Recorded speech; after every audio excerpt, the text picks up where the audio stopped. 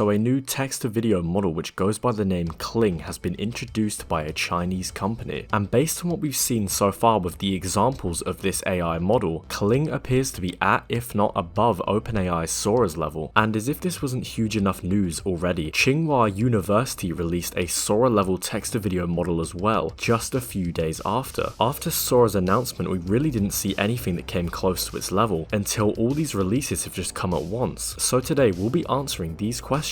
How good really are these new models? When exactly will we be able to use them? And is China further ahead in the AI race than we originally believed? Let's take a look into this.